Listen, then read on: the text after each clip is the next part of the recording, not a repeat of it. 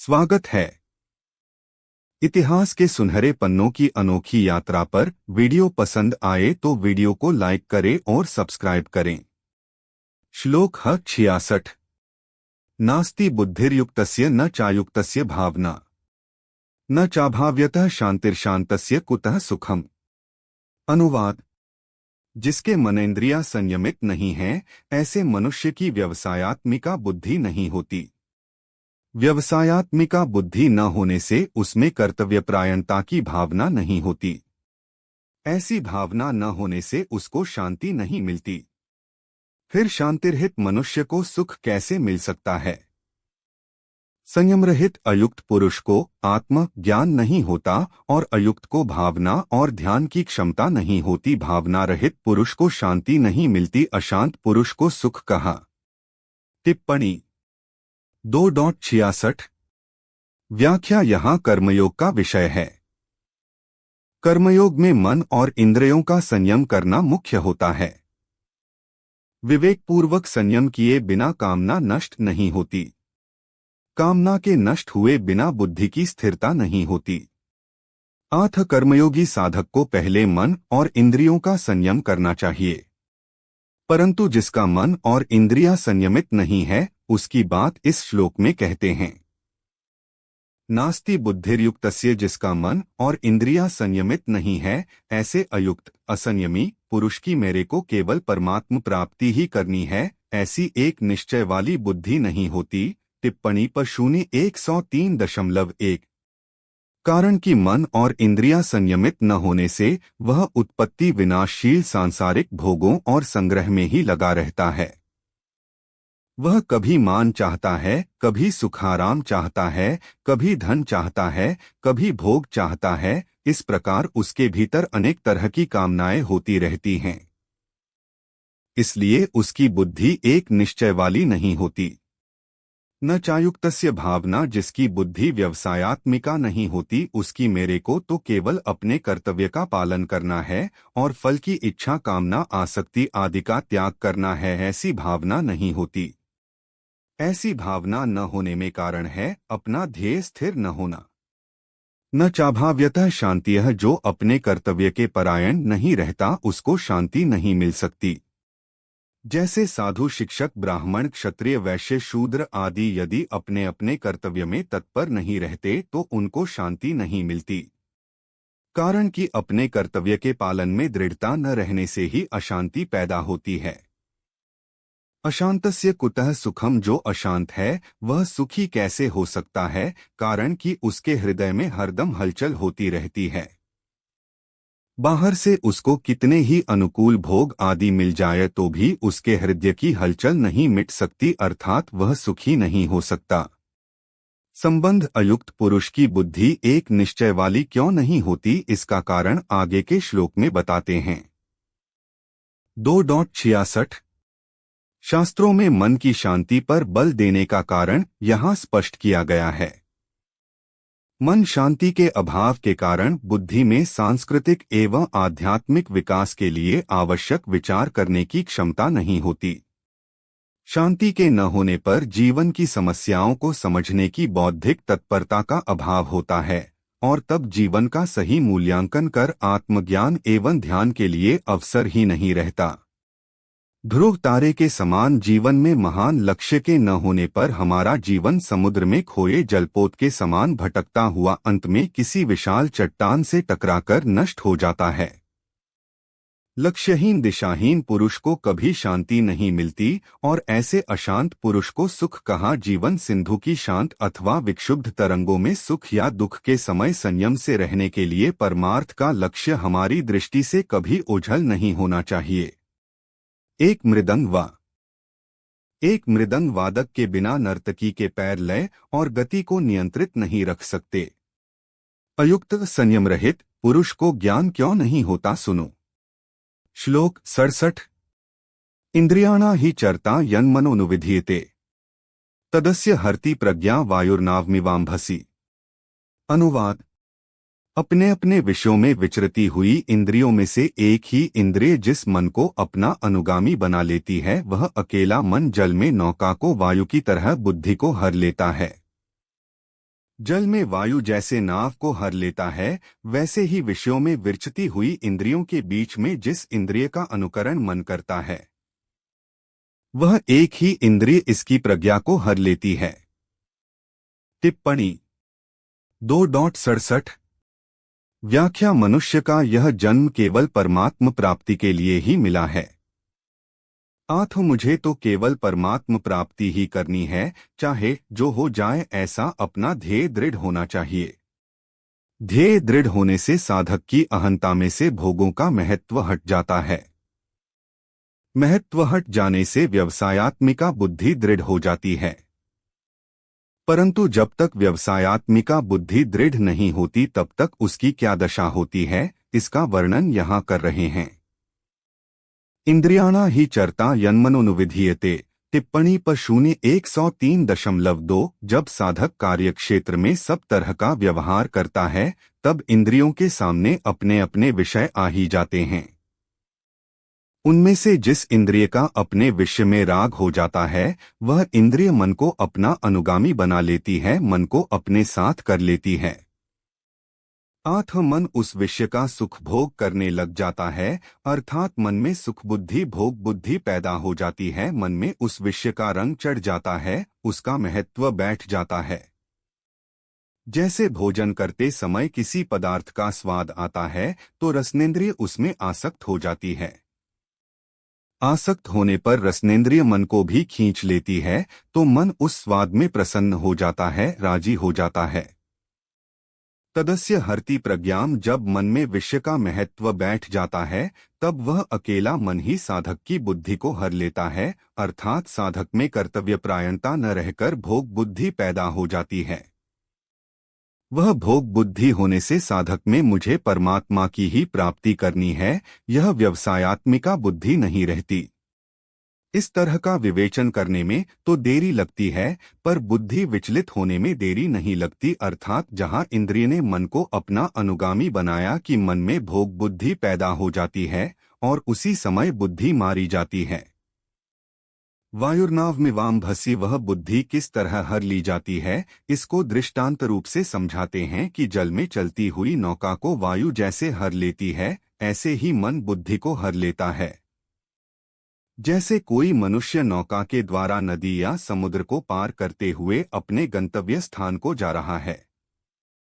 यदि उस समय नौका के विपरीत वायु चलती है, तो वह वायु उस नौका को गंतव्य स्थान से विपरीत ले जाती है। ऐसे ही साधक व्यवसायात्मिका बुद्धिरूप नौका पर आरूढ़ होकर संसार सागर को पार करता हुआ परमात्मा की तरफ चलता है, तो एक इंद्रिय जिस मन को अपना अनुगामी बनाती है, वह अकेला मन ही बुद्धिरूप नौका को हर लेता है, अर्थात उसे संसार की तरफ ले जाता है। इससे साधक की विषयों में सुख बुद्धि और उनके उपयोगी पदार्थों में महत्व बुद्धि हो जाती है।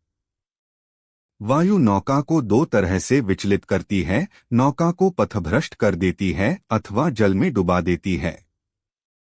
परंतु कोई चतुर नाविक होता है, तो वह वायु की क्रिया को अपने अनुकूल बना लेता है, जिससे वायु नौका को अपने मार्ग से अलग नहीं ले जा सकती, प्रत्युत उसको गंतव्य स्थान तक पहुंचाने में सहायता करती है। ऐसे ही इंद्रियों के अनुगामी हुआ मन बुद्धि को दो तरह से विचलित करता है, परमात्म प्राप्ति के निश्चय को दबाकर भोग बुद्धि पैदा कर देता है अथवा निषिद्ध भोगों में लगाकर पतन करा देता है। परंतु जिसका मन और इंद्रियां वश में होती हैं, उसकी बुद्धि को मन विचलित नहीं करता, प्रत्युत परमात्मा के पास पहुंचाने में सहायता करता है। 6465 संबंध अयुक्त पुरुष की निश्चयात्मिका बुद्धि क्यों नहीं होती, इसका हेतु तो पूर्व श्लोक में बता दिया। अब जो युक्त होता है, उसकी स्थिति का वर्णन करने के लिए आगे का श्लोक कहते हैं। नाव के नाविक की मृत्यु हो गई हो और उसके पाल खुले हों, तब वह नाव पूरी तरह उन्मत्त तूफानों और उद्दाम तरंगों की दया पर आश्रित होगी। विक्षुब्ध तरंगों के भयंकर थपेड़ों से इधर उधर भटकती हुई वह लक्ष्य को प्राप्त किए बिना बीच में ही नष्ट हो जाएगी। इसी प्रकार संयम रहित पुरुष की इंद्रियां भी विषयों में विचरण करती हुई मन को वासनाओं की अंधी आंधी में भटकाकर विनष्ट कर देती हैं। यदि मनुष्य अर्थपूर्ण जीवन जीना चाहता है तो उसे अपनी इंद्रियों को अपने वश में रखने का सतत प्रयत्न करते रहना चाहिए। 22वें श्लोक से प्रारंभ किए मनुष्य के पतन के विषय का उपसंहार करते हुए भगवान कहते हैं। श्लोक 68। तस्माद्यस्य महाबाहो निगृहीतानि सर्वशः इंद्रियाणीन्द्रियार्थेभ्यस्तस्य प्रज्ञा प्रतिष्ठिता। अनुवाद। इसलिए हे महाबाहो, जिस मनुष्य की इंद्रियों के विषयों से सर्वथा निगृहीत वश में की हुई हैं, उसकी बुद्धि स्थिर है। इसलिए हे महाबाहो, जिस पुरुष की इंद्रियां सब प्रकार इंद्रियों के विषयों के वश में की हुई होती हैं, उसकी बुद्धि स्थिर होती है।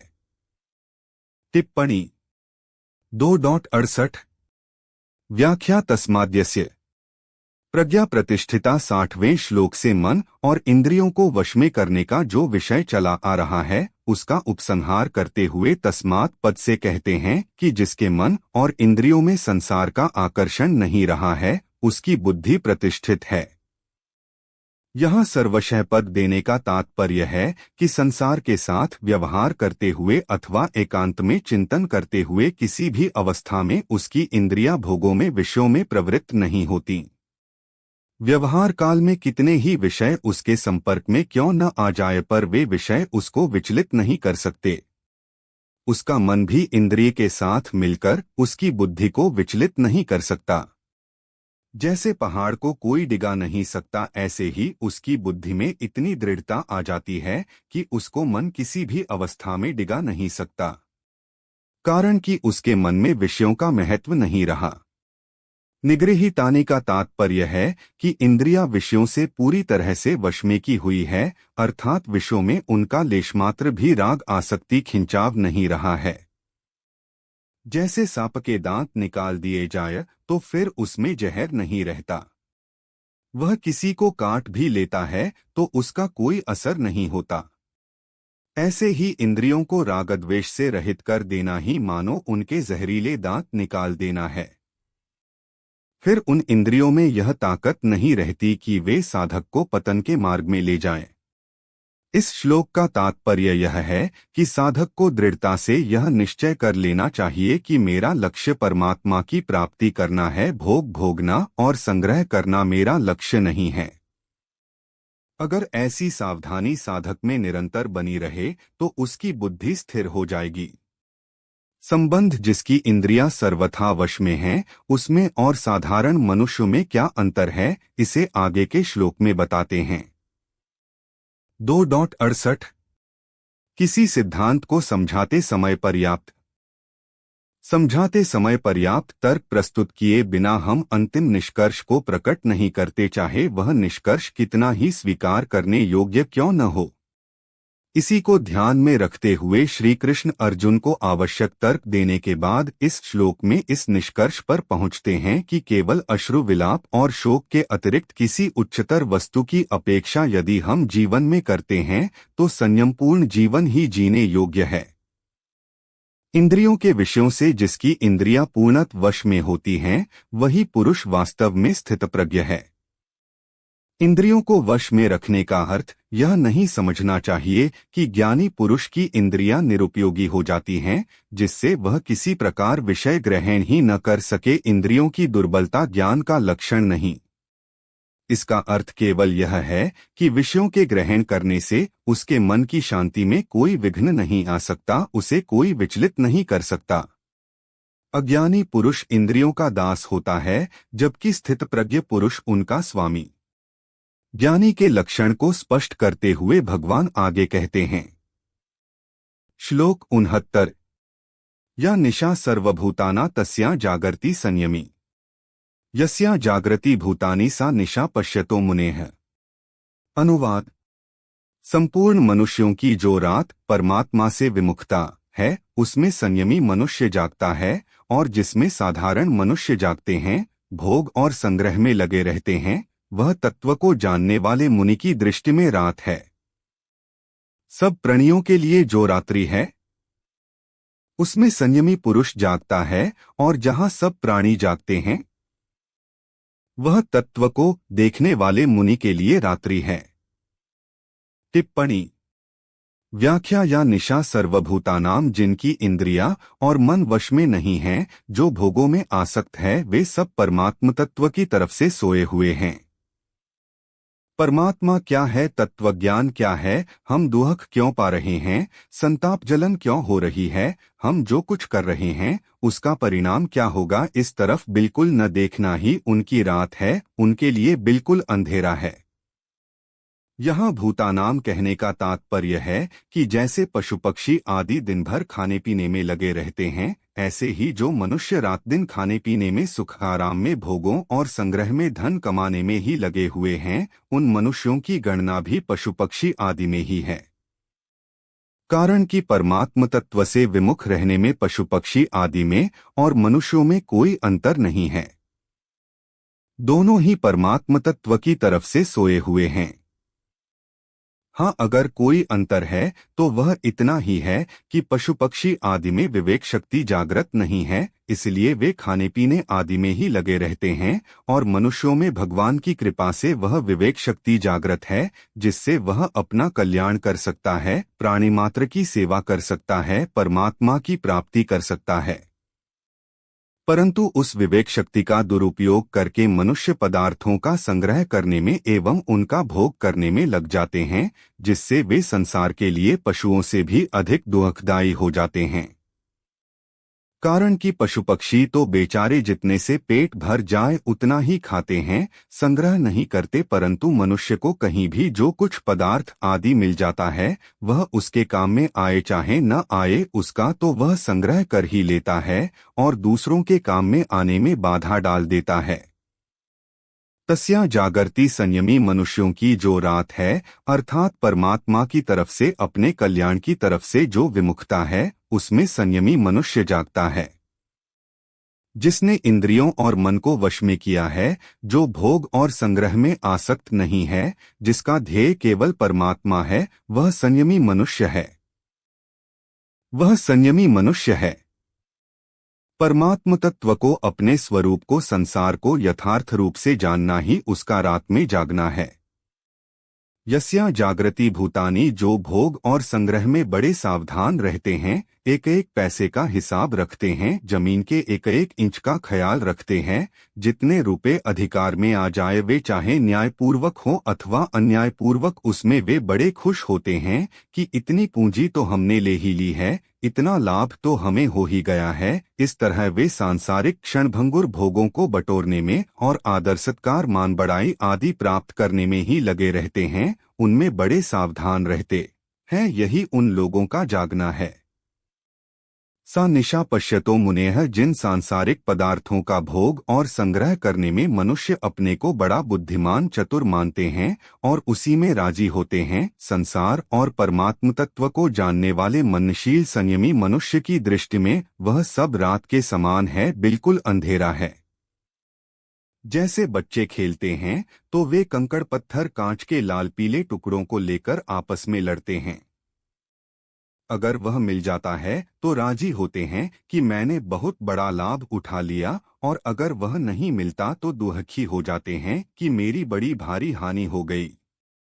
परंतु जिसके मन में कंकड़ पत्थर आदि का महत्व नहीं है, ऐसा समझदार व्यक्ति समझता है कि इन कंकड़ पत्थरों के मिलने से क्या लाभ हुआ और न मिलने से क्या हानि हुई। इन बच्चों को अगर कंकड़ पत्थर मिल भी जाएंगे तो ये कब तक उनके साथ रहेंगे। इसी तरह भोग और संग्रह में लगे हुए मनुष्य भोगों के लिए लड़ाई झगड़ा, झूठकपट, बेईमानी आदि करते हैं और उनको प्राप्त करके राजी होते हैं, खुशी मनाते हैं कि हमने बहुत लाभ ले लिया। परंतु संसार को और परमात्म तत्व को जानने वाला मननशील संयमी मनुष्य साफ देखता है कि भोग मिल गए, आदर सत्कार हो गया, सुख आराम हो गया, खा पी लिया, खूब श्रृंगार कर लिया, तो क्या हो गया, इसमें मनुष्यों को क्या मिला, इनमें से इनके साथ क्या चलेगा, ये कब तक इन भोगों को साथ में रखेंगे, इन भोगों से होने वाली वृत्ति कितने दिन तक ठहरेगी। इस तरह उसकी दृष्टि में प्राणियों का जागना रात के समान है। वह मननशील संयमी मनुष्य परमात्मा को, अपने स्वरूप को और संसार के परिणाम को तो जानता ही है, वह पदार्थों को भी अच्छी तरह से जानता है कि कौन सा पदार्थ किसके हित में लग सकता है, इससे दूसरों को कितना लाभ होगा। वह पदार्थों का अपनी अपनी जगह ठीक तरह से सदुपयोग करता है, उनको दूसरों की सेवा में लगाता है।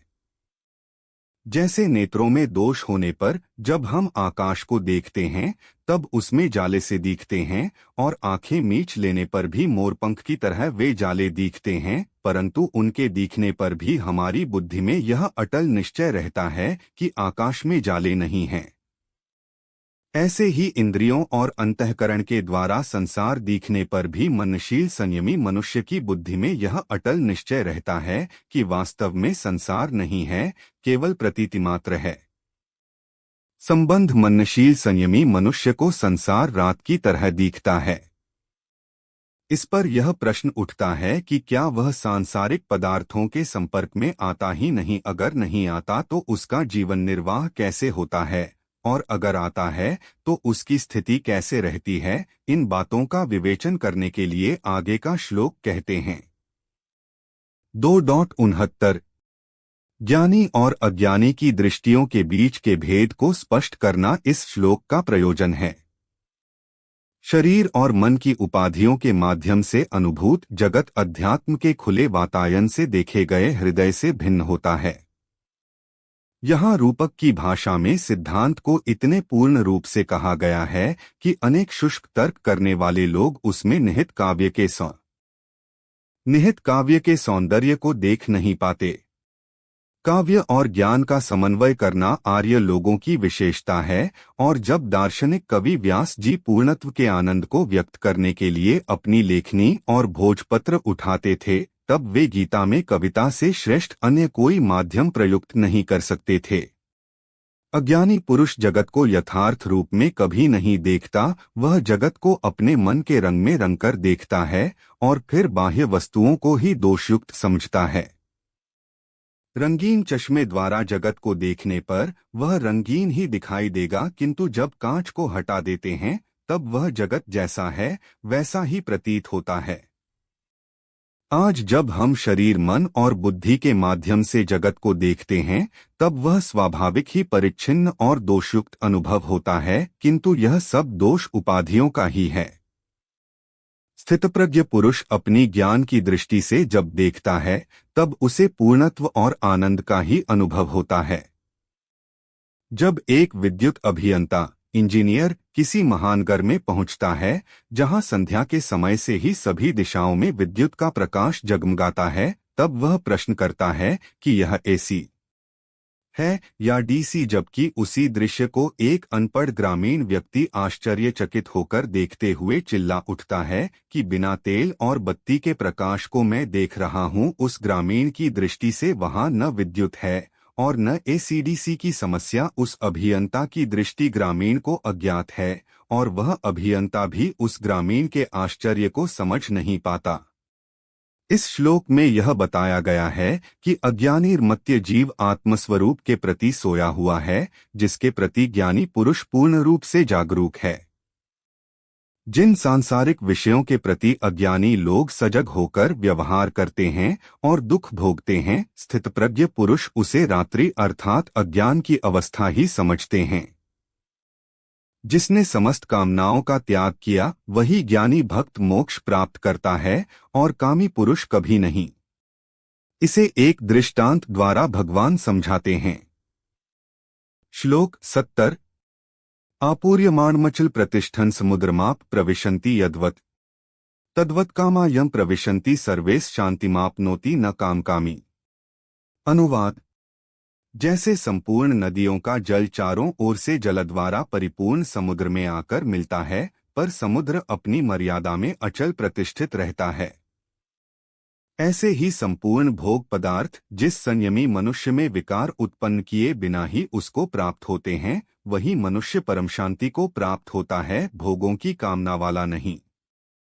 2.70 जैसे सब ओर से परिपूर्ण अचल प्रतिष्ठा वाले समुद्र में अनेक नदियों के जल उसे विचलित किए बिना समा जाते हैं, वैसे ही जिस पुरुष के प्रति कामनाओं के विषय उसमें विकार उत्पन्न किए बिना समा जाते हैं, वह पुरुष शांति प्राप्त करता है, न कि भोगों की कामना करने वाला पुरुष।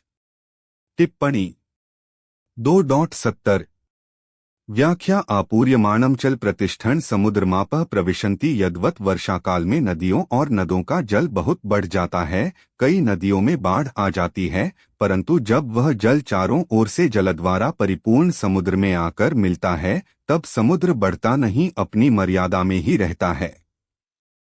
परंतु जब गर्मी के दिनों में नदियों और नदों का जल जब बहुत कम हो जाता है तब समुद्र घटता नहीं। तात्पर्य है कि नदींदों का जल ज्यादा आने से अथवा कम आने से या न आने से तथा बड़वानल जल में पैदा होने वाली अग्नि और सूर्य के द्वारा जल का शोषण होने से समुद्र में कोई फर्क नहीं पड़ता, वह बढ़ता घटता नहीं। उसको नदींदों के जल की अपेक्षा नहीं रहती। वह तो सदा सर्वदा ज्यों का त्यों ही परिपूर्ण रहता है और अपनी मर्यादा का कभी त्याग नहीं करता। तद्वत् कामा टिप्पणी पशून्य 106 यम प्रविशन्ति सर्वे स शांतिमाप्नोति। ऐसे ही संसार के संपूर्ण भोग उस परमात्म तत्व को जानने वाले संयमी मनुष्य को प्राप्त होते हैं, उसके सामने आते हैं, पर वे उसके कहे जाने वाले शरीर और अंतःकरण में सुख दुख रूप विकार पैदा नहीं कर सकते। अथ वह परम शांति को प्राप्त होता है। उसकी जो शांति है वह परमात्म तत्व के कारण से है, भोग पदार्थों के कारण से नहीं। गीता 2:46। यहाँ जो समुद्र और नदियों के जल का दृष्टांत दिया गया है वह स्थितप्रज्ञ संयमी मनुष्य के विषय में पूरा नहीं घटता है, कारण कि समुद्र और नदियों के जल में तो सजातीयता है, अर्थात जो जल समुद्र में भरा हुआ है उसी जाति का जल नदनदियों से आता है, और नदनदियों से जो जल आता है उसी जाति का जल समुद्र में भरा हुआ है।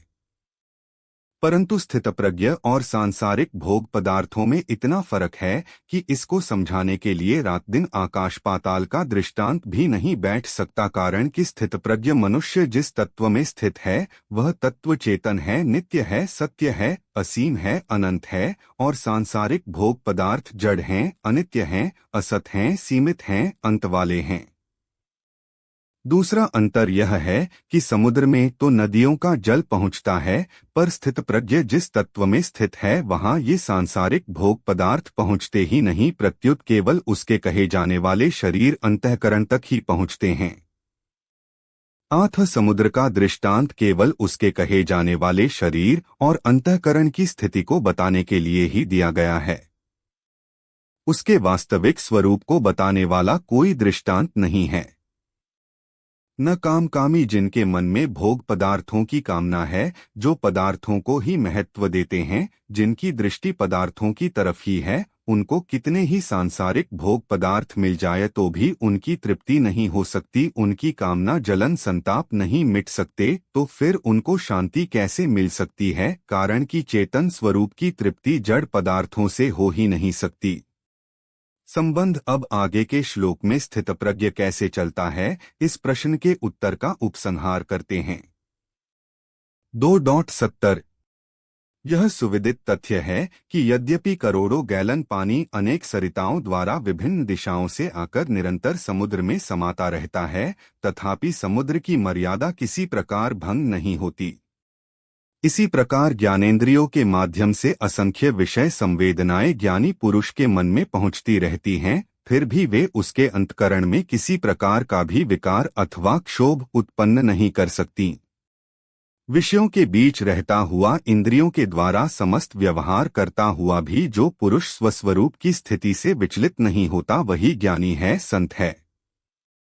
भगवान स्पष्ट कहते हैं कि ऐसा पुरुष ही वास्तविक शांति और आनंद प्राप्त करता है। इतना कहने मात्र से मानो उन्हें संतोष नहीं होता, और आगे वे कहते हैं, भोगों की कामना करने वाले पुरुषों को कभी शांति नहीं मिलती। उपर्युक्त विचार आधुनिक भौतिकवादी विचारधारा के सर्वथा विपरीत हैं। उनकी यह धारणा है कि अधिक इच्छाओं के होने से भौतिक उन्नति होगी और अधिक से अधिक इच्छाओं की पूर्ति से मनुष्य को सुखी बनाया जा सकता है। औद्योगिकरण और बड़ी मात्रा में उत्पादन के सिद्धांतों पर आधारित भौतिकवादी समाज का प्रयत्न मनुष्य में इच्छाओं की निरंतर वृद्धि करने के लिए ही हो रहा है। परिणाम यह हुआ है कि आज के सामान्य मनुष्य की इच्छाएं एक शताब्दी पूर्व अपने पूर्वजों की इच्छाओं से लाख गुना अधिक हैं। बड़े बड़े व्यापारी और उद्योगपति विज्ञान की आधुनिक उपलब्धियों की सहायता से नई नई इच्छाएं उत्पन्न करने और उन्हें पूर्ण करने का प्रयत्न करते रहते हैं। जिस मात्रा में मनुष्य की इच्छाएं पूर्ण होती हैं, उसे कहा जाता है कि अब वह पहले से कहीं अधिक सुखी है। इसके विपरीत भारत के प्राचीन महान विचारकों ने स्वानुभव सूक्ष्म निरीक्षण एवं अध्ययन से यह पाया कि इच्छाओं की पूर्ति से प्राप्त सुख कभी पूर्ण नहीं हो सकता। सुख की मात्रा को गणित की भाषा में इस प्रकार बताया जा सकता है, सुख की मात्रा पूर्ण हुई इच्छाओं की संख्या। मन में स्थित इच्छाओं की संख्या। भौतिकवादी धर्मनिरपेक्ष आधुनिक लोग भी इस सत्य को स्वीकार तो करते हैं, परंतु उनकी तथा ऋषियों की व्यावहारिक कार्यप्रणाली बहुत भिन्न दिखाई देती है। आज सर्वत्र अधिक से अधिक इच्छाओं को पूर्ण करने का प्रयत्न सुख के लिए किया जाता है। प्राचीन ऋषिगण भी मानव समाज में ही रहते थे और तत्वज्ञान के द्वारा उनका लक्ष्य समाज को अधिक सुखी बनाना ही था। उन्होंने पहचाना कि इच्छाओं की संख्या कम किए बिना केवल अधिक से अधिक इच्छाओं की पूर्ति से न कोई वास्तविक आनंद ही प्राप्त होता है और न ही उसमें कोई विशेष वृद्धि ही। परंतु आज हम ऋषियों के विचार से सर्वथा भिन्न मार्ग अपना रहे हैं और इसीलिए समाज में आनंद नहीं दिखाई देता। औपनिषदिक सिद्धांत का ही प्रतिपादन गीता में है, जिसकी प्रशंसा भारतीय कवियों द्वारा मुक्तकंठ से की गई है। अनेक भोगों की कामना करने वाला पुरुष कभी शांति प्राप्त नहीं करता। बाह्य जगत का त्रुटिपूर्ण मूल्यांकन करने पर ही विषयों में हमें दुखी बनाने की सामर्थ्य आ जाती है, अन्यथा वे स्वयं किसी प्रकार की हानि हमें नहीं पहुंचा सकते। आनंद स्वरूप में स्थित ज्ञानी पुरुष इन सब विषयों से अविचलित रहता है। स्थितप्रज्ञ पुरुष के लक्षणों का प्रारंभ करते हुए भगवान ने उसकी आत्मसंतुष्टि एवं निष्कामत्व को बताया था, उसी को और अधिक विस्तार से इस श्लोक में बताया गया है। इसलिए श्लोक 71 विहाय कामान्यः सर्वान् पुमाश्चरति निःस्पृहः निर्ममो निरहंकारः स शान्तिमधिगच्छति। अनुवाद: जो मनुष्य संपूर्ण कामनाओं का त्याग करके निर्मम निरहंकार और निःस्पृह होकर विचरता है, वह शांति को प्राप्त होता है। जो पुरुष सब कामनाओं को त्याग कर स्पृहारहित, ममभाव रहित और निरहंकार हुआ विचरण करता है, वह शांति प्राप्त करता है। टिप्पणी 2.71 व्याख्या विहाय कामान्यः सर्वान् पुमाश्चरति निःस्पृहः अप्राप्त वस्तु की इच्छा का नाम कामना है। स्थितप्रज्ञ महापुरुष संपूर्ण कामनाओं का त्याग कर देता है। कामनाओं का त्याग कर देने पर भी शरीर के निर्वाह मात्र के लिए देश काल वस्तु व्यक्ति पदार्थ आदि की जो आवश्यकता दिखती है, अर्थात जीवन निर्वाह के लिए प्राप्त और अप्राप्त वस्तु आदि की जो जरूरत दिखती है, उसका नाम स्पृहा है।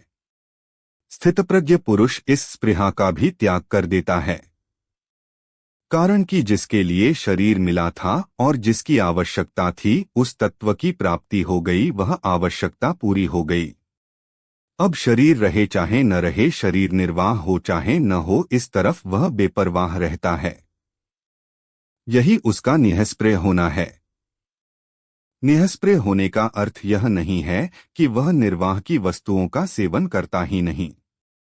वह निर्वाह की वस्तुओं का सेवन भी करता है, पथ्य कुपथ्य का भी ध्यान रखता है, अर्थात पहले साधनावस्था में शरीर आदि के साथ जैसा व्यवहार करता था वैसा ही व्यवहार अब भी करता है, परंतु शरीर बना रहे तो अच्छा है, जीवन निर्वाह की वस्तुएं मिलती रहें।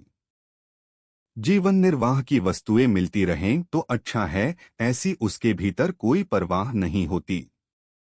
इसी अध्याय के 55वें श्लोक में प्रजहाति यदा कामान सर्वान पदों से कामना त्याग की जो बात कही थी, वही बात यहाँ विहाय कामान्यः सर्वान पदों से कही है। इसका तात्पर्य है कि कर्मयोग में संपूर्ण कामनाओं का त्याग किए बिना कोई स्थितप्रज्ञ नहीं हो सकता, क्योंकि कामनाओं के कारण ही संसार के साथ संबंध जुड़ा हुआ है। कामनाओं का सर्वथा त्याग करने पर संसार के साथ संबंध रह ही नहीं सकता। निर्मम स्थित प्रज्ञ महापुरुष ममता का सर्वथा त्याग कर देता है। मनुष्य जिन वस्तुओं को अपनी मानता है वे वास्तव में अपनी नहीं हैं, प्रत्युत संसार से मिली हुई हैं। मिली हुई वस्तु को अपनी मानना भूल है। यह भूल मिट जाने पर स्थितप्रज्ञ वस्तु व्यक्ति पदार्थ शरीर इंद्रियां आदि में ममता रहित हो जाता है। निरहंकार यह शरीर मैं ही हूं इस तरह शरीर से तादात्म्य मानना अहंकार है। स्थितप्रज्ञ में यह अहंकार नहीं रहता। शरीर इंद्रिया मन बुद्धि आदि सभी किसी प्रकाश में दिखते हैं और जो मैंपन है उसका भी किसी प्रकाश में भान होता है। आठ प्रकाश की दृष्टि से शरीर इंद्रिया मन बुद्धि अहंता मैंपन ये सभी दृश्य हैं। दृष्टा दृश्य से अलग होता है, यह नियम है। ऐसा अनुभव हो जाने से स्थितप्रज्ञ निरहंकार हो जाता है। स शांतिम धिगच्छति स्थितप्रज्ञ शांति को प्राप्त होता है। कामना स्पृहा ममता और अहंता से रहित होने पर शांति आकर प्राप्त होती है, ऐसी बात नहीं है। प्रत्युत शांति तो मनुष्य मात्र में स्वतः सिद्ध है। केवल उत्पन्न एवं नष्ट होने वाली वस्तुओं से सुख भोगने की कामना करने से उनसे ममता का संबंध रखने से ही अशांति होती है। जब संसार की कामना स्पृहा ममता और अहंता सर्वथा छूट जाती है तब स्वतः सिद्ध शांति का अनुभव हो जाता है। इस श्लोक में कामना स्पृहा ममता और अहंता इन चारों में अहंता ही मुख्य है। कारण कि एक अहंता के निषेध से सबका निषेध हो जाता है, अर्थात यदि मैंपन ही नहीं रहेगा तो फिर मेरापन कैसे रहेगा और कामना भी कौन करेगा और किस लिए करेगा। जब निरहंकार कहने मात्र से कामना आदि का त्याग उसके अंतर्गत आ जाता था तो फिर कामना आदि के त्याग का वर्णन क्यों किया। इसका उत्तर यह है कि कामना स्पृहा ममता और अहंता इन चारों में कामना स्थूल है, कामना से सूक्ष्म स्पृहा, स्पृहा से सूक्ष्म ममता और ममता से सूक्ष्म अहंता है। इसलिए संसार से संबंध छोड़ने में सबसे पहले कामना का त्याग कर दिया जाए तो अन्य तीन का त्याग करना सुगम हो जाता है। कामना करने से कोई वस्तु नहीं मिलती, वस्तु तो जो मिलने वाली है वही मिलेगी। आठ कामना का त्याग कर देना चाहिए। कामना का त्याग करने के बाद भी स्पृहा रहती है। स्पृहा शरीर निर्वाह की आवश्यकता पूरी हो जाए यह भी हमारे हाथ की बात नहीं है, अर्थात स्पृहा की पूर्ति में भी हम स्वतंत्र नहीं हैं। जो होना है वह तो होगा ही, फिर स्पृहा रखने से क्या लाभ। आठ शरीर के लिए अन्न जल वस्त्र आदि की आशा छोड़ने से स्पृहा छूट जाती है। अहंतामता से रहित होने का उपाय कर्मयोग की दृष्टि से मेरा कुछ नहीं है, क्योंकि मेरा किसी वस्तु व्यक्ति परिस्थिति घटना अवस्था आदि पर स्वतंत्र अधिकार नहीं है। जब मेरा कुछ नहीं है तो मेरे को कुछ नहीं चाहिए, क्योंकि अगर शरीर मेरा है तो मेरे को अन्न जल वस्त्र आदि की आवश्यकता है, पर जब शरीर मेरा है ही नहीं तो मेरे को किसी की कुछ भी आवश्यकता नहीं है। जब मेरा कुछ नहीं और मेरे को कुछ नहीं चाहिए तो फिर मैं क्या रहा, क्योंकि मैं तो किसी वस्तु शरीर स्थिति आदि को पकड़ने से ही होता है। मेरे कहलाने वाले शरीर आदि का मेरे कहलाने वाले शरीर आदि का मात्र संसार के साथ सर्वथा अभिन्न संबंध है। इसलिए अपने कहलाने वाले शरीर आदि से जो कुछ करना है वह सब केवल संसार के हित के लिए ही करना है, क्योंकि मेरे को कुछ चाहिए ही नहीं। ऐसा भाव होने पर मैं का एक देशीयपना आप से आप मिट जाता है और कर्मयोगी अहंतामता से रहित हो जाता है। सांख्य योग की दृष्टि से प्राणी मात्र को मैं हूँ इस प्रकार अपने स्वरूप की स्वतः सिद्ध सत्ता होनापन का ज्ञान रहता है। इसमें मैं तो प्रकृति का अंश है और हूँ सत्ता है। यह हूँ वास्तव में मैं को लेकर है। अगर मैं न रहे तो हूँ नहीं रहेगा, प्रत्युत है रहेगा। मैं हूँ तू है यह है और वह है ये चारों व्यक्ति और देशकाल को लेकर हैं। अगर इन चारों को अर्थात व्यक्ति और देशकाल को न पकड़े तो केवल है ही रहेगा, है में ही स्थिति रहेगी। है में स्थिति होने से सांख्य योगी अहंतामता से रहित हो जाता है। भक्ति योग की दृष्टि से जिसको मैं और मेरा कहते हैं वह सब प्रभु का ही है, कारण कि मेरी कहलाने वाली वस्तु पर मेरा किंचन मात्र भी अधिकार नहीं है, परंतु प्रभु का उस पर पूरा अधिकार है। वे जिस तरह वस्तु को रखते हैं, जैसा रखना चाहते हैं वैसा ही होता है। अतः यह सब कुछ प्रभु का ही है, इसको प्रभु की ही सेवा में लगाना है। मेरे पास जो शरीर इंद्रिया मन बुद्धि है यह भी उन्हीं की है और मैं भी उन्हीं का हूँ। ऐसा भाव होने पर भक्ति योगी अहंतामता से रहित हो जाता है। संबंध कामना स्पृहा ममता और अहंता से रहित होने पर उसकी क्या स्थिति होती है, इसका वर्णन आगे के श्लोक में करते हुए इस विषय का उपसंहार करते हैं। 2.71 कुछ व्याख्याकारों का मत है कि इन अंतिम 2 श्लोकों में संन्यास मार्ग की व्याख्या है। वास्तव में गीता में संन्यास की उपेक्षा नहीं की गई है। यह पहले ही बताया जा चुका है कि इस द्वितीय अध्याय में संपूर्ण गीता का सार सन्निहित है। इसलिए आगामी समस्त विषयों की रूपरेखा इस अध्याय में दी हुई है। संन्यास मार्ग का वर्णन भी हमें आगे के अध्यायों में विभिन्न संदर्भों और स्थानों पर मिलेगा। इसके पूर्व 38वें श्लोक में सभी द्वंद्वों में संभाव से रहते हुए युद्ध करने का उपदेश अर्जुन को दिया गया था। अध्याय के अंत में उसी उपदेश को यहाँ भगवान दूसरे शब्दों में दोहरा रहे हैं। परम शांति को प्राप्त पुरुष के मन की स्थिति को प्रथम पंक्ति में बताया गया है कि वह पुरुष सब कामनाओं का तथा विषयों के प्रति स्पृहा लालसा आसक्ति का सर्वथा त्याग कर देता है। दूसरी पंक्ति में ऐसे पुरुष की बुद्धि के भावों को बताते हुए कहते हैं कि उस पुरुष में अहंकार और ममत्व का पूर्ण अभाव होता है।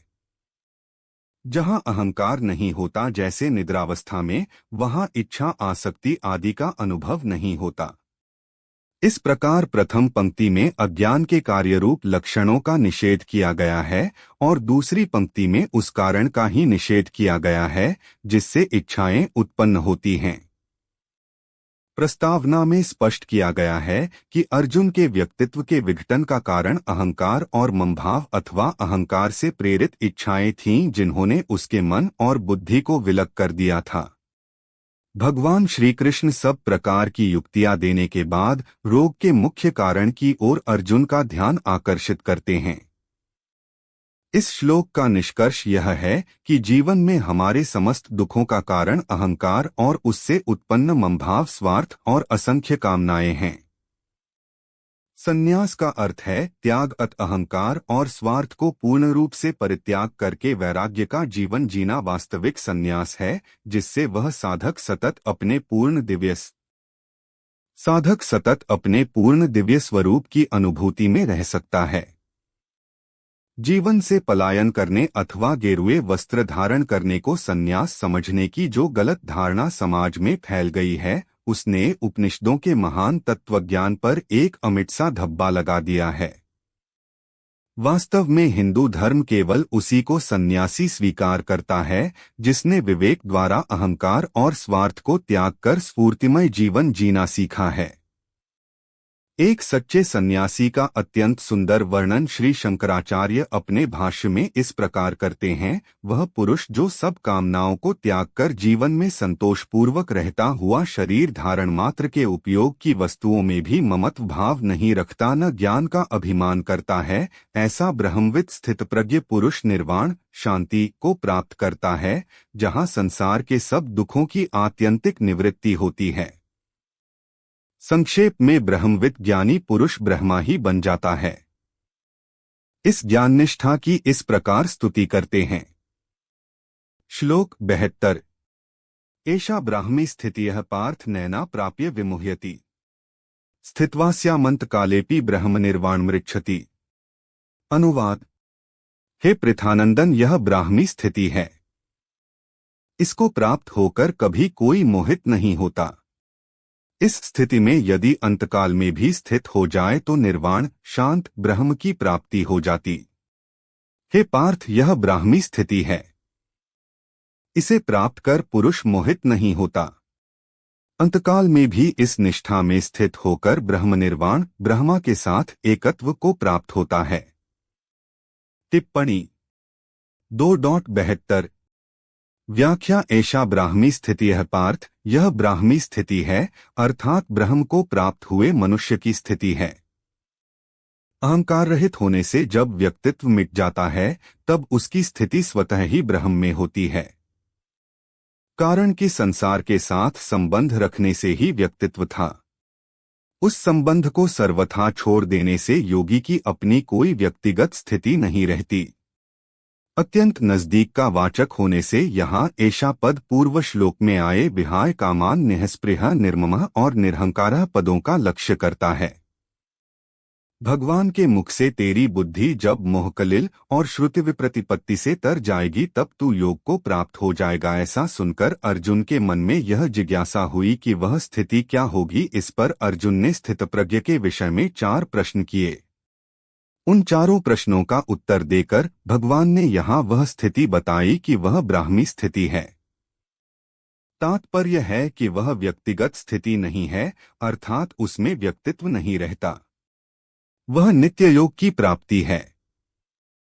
उसमें एक ही तत्व रहता है। इस विषय की तरफ लक्ष्य कराने के लिए ही यहाँ पार्थ संबोधन दिया गया है। नैना प्राप्य विमुह्यति, जब तक शरीर में अहंकार रहता है तभी तक मोहित होने की संभावना रहती है, परंतु जब अहंकार का सर्वथा अभाव होकर ब्रह्म में अपनी स्थिति का अनुभव हो जाता है तब व्यक्तित्व टूटने के कारण फिर कभी मोहित होने की संभावना नहीं रहती। सत और असत को ठीक तरह से न जानना ही मोह है। तात्पर्य है कि स्वयं सत होते हुए भी असत के साथ अपनी एकता मानते रहना ही मोह है। जब साधक असत को ठीक तरह से जान लेता है तब असत से उसका संबंध विच्छेद हो जाता है। टिप्पणी पशून्य 109 और सत में अपनी वास्तविक स्थिति का अनुभव हो जाता है। इस स्थिति का अनुभव होने पर फिर कभी मोह नहीं होता। गीताचार 35 स्थित्वा स्यामंत कालेपि ब्रह्म निर्वाण मृच्छति, यह मनुष्य शरीर केवल परमात्म प्राप्ति के लिए ही मिला है। इसलिए भगवान यह मौका देते हैं कि साधारण से साधारण और पापी से पापी व्यक्ति ही क्यों न हो, अगर वह अंतकाल में भी अपनी स्थिति परमात्मा में कर ले अर्थात जड़ता से अपना संबंध विच्छेद कर ले तो उसे भी निर्वाण शांत ब्रह्म की प्राप्ति हो जाएगी। वह जन्ममरण से मुक्त हो जाएगा। ऐसी ही बात भगवान ने 7वें अध्याय के 30वें श्लोक में कही है कि अधिभूत अधिदैव और अधियज्ञ एक भगवान ही हैं। ऐसा प्रयाण काल में भी मेरे को जो जान लेते हैं वे मेरे को यथार्थ रूप से जान लेते हैं अर्थात मेरे को प्राप्त हो जाते हैं।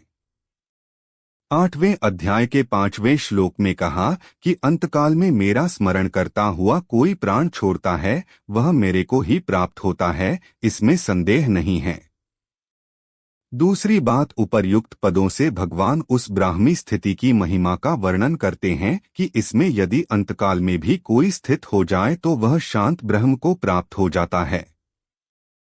जैसे संबुद्धि के विषय में भगवान ने कहा था कि इसका थोड़ा सा भी अनुष्ठान महान भय से रक्षा कर लेता है। 2:40 ऐसे ही यहाँ कहते हैं कि अंतकाल में भी ब्राह्मी स्थिति हो जाए, जड़ता से संबंध विच्छेद हो जाए तो निर्वाण ब्रह्म की प्राप्ति हो जाती है।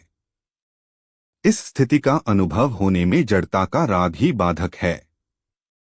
यह राग अंतकाल में भी कोई छोड़ देता है तो उसको अपनी स्वतः सिद्ध वास्तविक स्थिति का अनुभव हो जाता है।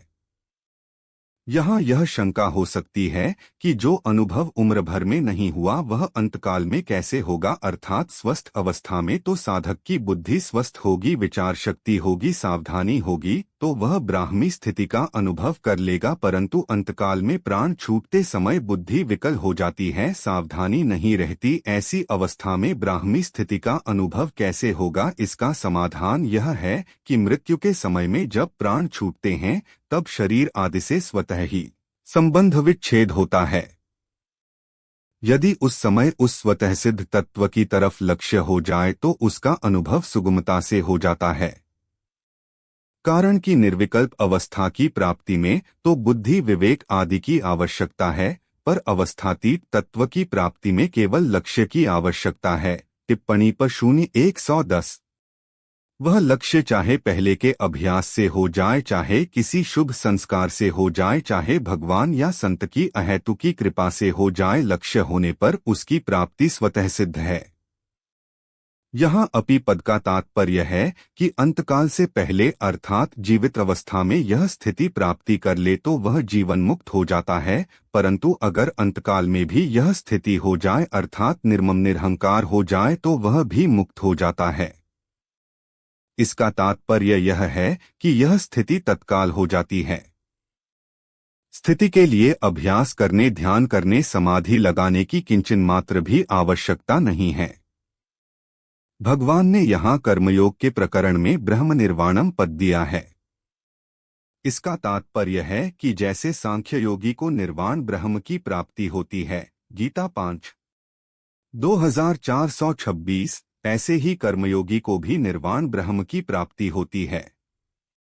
इसी बात को 5वें अध्याय के 5वें श्लोक में कहा है कि सांख्य योगी द्वारा जो स्थान प्राप्त किया जाता है वही स्थान कर्मयोगी द्वारा भी प्राप्त किया जाता है। विशेष बात जड़ और चेतन ये दो पदार्थ है। प्राणी मात्र का स्वरूप चेतन है, पर उसने जड़ का संग किया हुआ है। जड़ की तरफ आकर्षण होना पतन की तरफ जाना है और चिन्मय तत्व की तरफ आकर्षण होना उत्थान की तरफ जाना है, अपना कल्याण करना है। जड़ की तरफ जाने में मोह की मुख्यता होती है और परमात्म तत्व की तरफ जाने में विवेक की मुख्यता होती है। समझने की दृष्टि से मोह और विवेक के दो विभाग कर सकते हैं। 1 अहंतामात्युक्त मोह एवं कामनायुक्त मोह, 2 सत का विवेक एवं कर्तव्य का विवेक। प्राप्त वस्तु शरीर आदि में अहंतामता करना, यह अहंतामतायुक्त मोह है, और अप्राप्त वस्तु घटना परिस्थिति आदि की कामना करना, यह कामनायुक्त मोह है। शरीरी शरीर में रहने वाला अलग है और शरीर अलग है, शरीरी सत है और शरीर असत है, शरीरी चेतन है और शरीर जड़ है। इसको ठीक तरह से अलग अलग जानना सतसत का विवेक है। और कर्तव्य क्या है, अकर्तव्य क्या है, धर्म क्या है, अधर्म क्या है, इसको ठीक तरह से समझकर उसके अनुसार कर्तव्य करना और अकर्तव्य का त्याग करना कर्तव्य का विवेक है। पहले अध्याय में अर्जुन को भी 2 प्रकार का मोह हो गया था जिसमें प्राणी मात्र फंसे हुए हैं। अहंता को लेकर हम दोषों को जानने वाले धर्मात्मा है और ममता को लेकर ये कुटुंबी मर जाएंगे, यह अहंतामतायुक्त मोह हुआ। हमें पाप न लगे, कुल के नाश का दोष न लगे, मित्रद्रोह का पाप न लगे, नरकों में न जाना पड़े, हमारे पितरों का पतन न हो, यह कामनायुक्त मोह हुआ।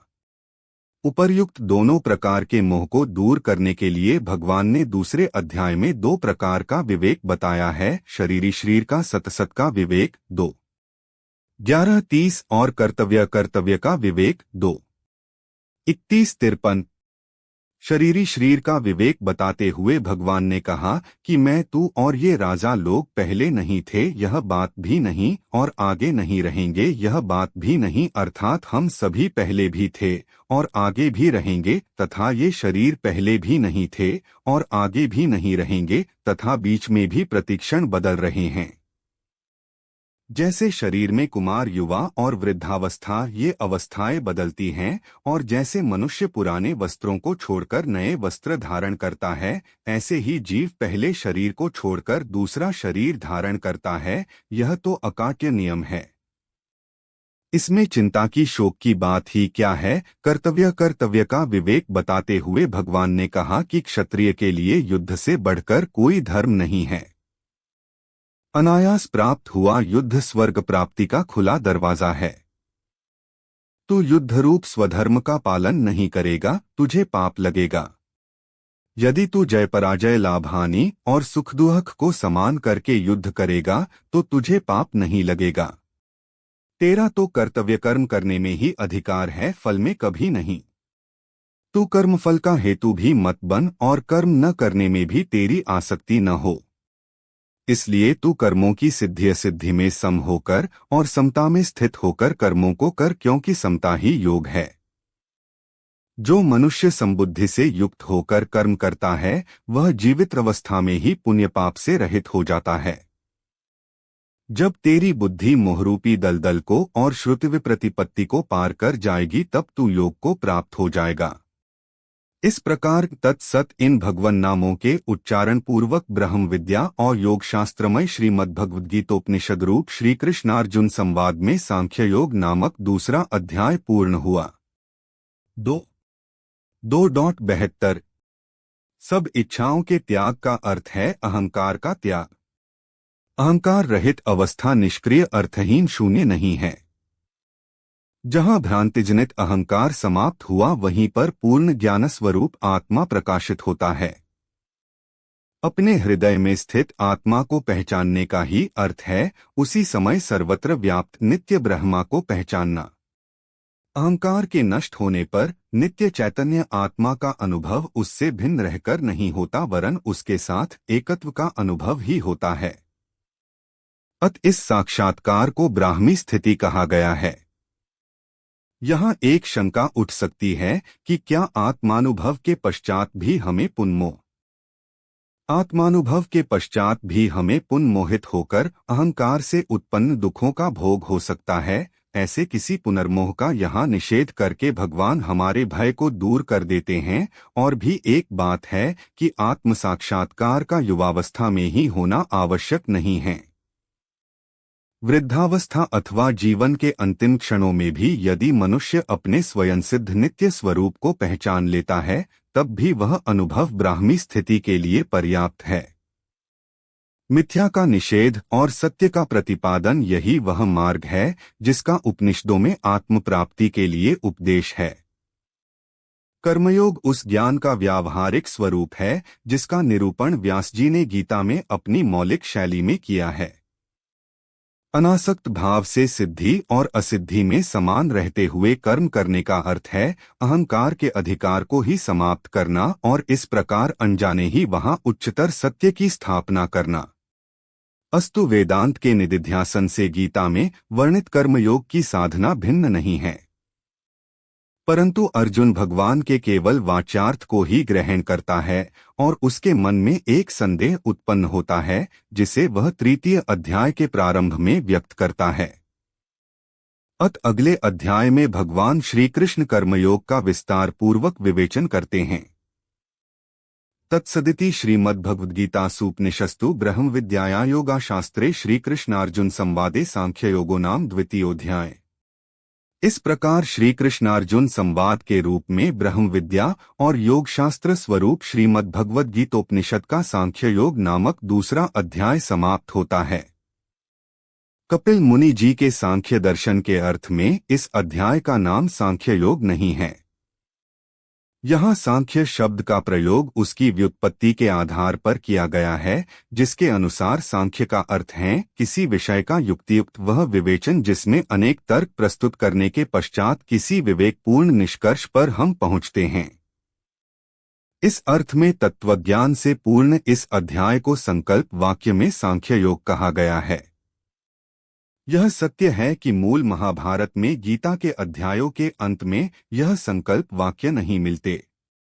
किसी एक व्यक्ति को इनकी रचना का श्रेय देने के विषय में व्याख्याकारों में मतभेद है।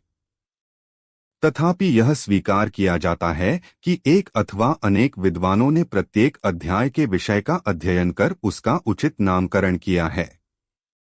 गीता के सभी विद्यार्थियों के लिए वास्तव में ये नाम उपयोगी हैं। श्री शंकराचार्य जी ने इस विषय पर भाष्य नहीं लिखा है। वीडियो पसंद आया हो तो चैनल को सब्सक्राइब और वीडियो को लाइक करें।